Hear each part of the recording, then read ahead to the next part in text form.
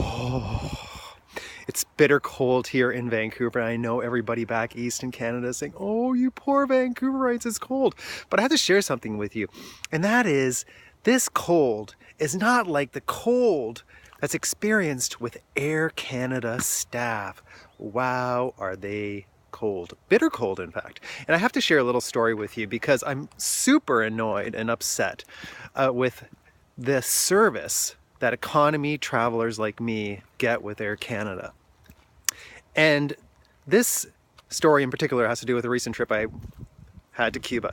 And when I go to Cuba, I love the place because of the people, the hearts that they have, the community.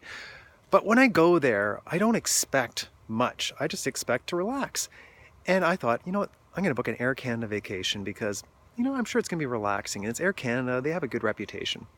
So he booked at 3.5 stars, and I've always stayed in 3.5 stars, 4 stars in Cuba, never had a problem. Well, this time around, there were many problems. Problem number one was our flight was changed from the 26th leaving in the morning to the 25th, a red eye, with an 8-hour layover in Toronto. And we're given a notice through email. And we're also expected to get a confirmation 30 days in advance of the trip. Received nothing. I had to phone Air Canada and say, where's my confirmation? And they finally emailed it to me. And that was number one, is I had to follow up with Air Canada. They didn't follow up with me. Number two was we got some complimentary passes for the Air Canada Lounge, which is great because here we are 8 hours in Toronto on a layover, and it's important that, you know what, we relax a bit. So we went to the domestic Air Canada Lounge, and they looked at the passes and they said, so you're off to Cuba? And we said, yes. I said, you know what, you should go to the International Lounge. It's way better. The food's amazing there. Check it out. So we trusted them and we walked over to the International Lounge, and they looked at our pass and they said, sorry, you can't use them here. And we said, excuse me, we were told to come here. Sorry, there's nothing I can do. Wow, no above and beyond service there. And we pushed back. We said, well, this is what they told us. You guys need to be accountable to this. He said, no, sir, we're not going to do anything here, and you can't go back to the domestic terminal. You're now an international, and you have international tickets. So we ended up spending the day sitting on seats, only later to find out that a couple who was on the same excursion as us from Vancouver, they were given a hotel room by Air Canada to stay in while they were in Toronto. Isn't that nice? We got some benches. It doesn't stop there. We then get on the flight. We land in Cuba, and lo and behold, paperwork's not done. So we're sitting on the tarmac, eventually get off the plane, go through customs, get on our bus, ready to go to the hotel late at night, and people are missing their luggage. Yes, so we have to stay there waiting for these people to get their luggage, which was another hour, get to the hotel at 9:30, and get off the bus and go to the buffet for a quick dinner. We had little snacks to have, which was hardly anything there because it was the end of the evening, and then moseyed on to our hotel room. Well, I'm telling you, the walk to our hotel room was like walking through a slum where walls were falling apart, doors were kicked in, light bulbs weren't working, water was leaking everywhere. And then we get to our room and it was even worse. The lampshades were melted, taps were missing, the phone wasn't working. It was an old tube TV. And I opened up the sheets and bugs scattered on the bed. I'm like, wow, this has never happened to me. And I'm sitting there with my wife thinking, you know what, Fran, I am sorry. This is not what I expected. That time, it was 11 o'clock. We went to the front desk. Sorry, nothing they could do. We had to wait. Oh my gosh, sorry this is such a long story, but you know what? I have to share everything with you here because it doesn't end here. We met an Air Canada rep the following morning, and unfortunately, we had to stay in that room. We slept with the lights on just because the bugs didn't appear with the lights on. Kind of disgusting. Miguel, the Air Canada rep at the Starfish Veradero, was pleasant. He's actually the nicest person I've ever met at Air Canada. He was super helpful. He said, you know what, this is unacceptable. He said, let's see what we can do for you. He did some research and he said, you know what, I could put you in a different hotel, but it's an extra $500 per night. I said, you know what, this hotel's actually decent. It's just the room that sucks. We can't stay in this room.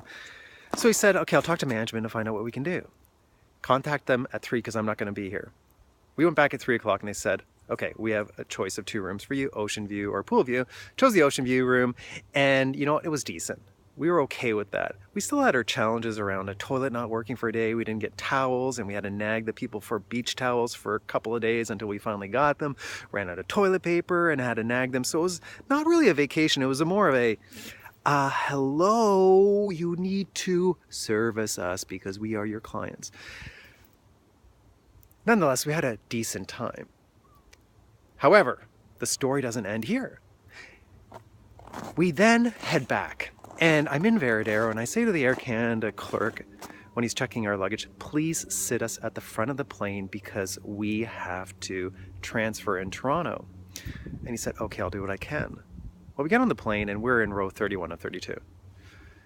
Now, we're on our way to Toronto, we're hungry, and then the food cart comes.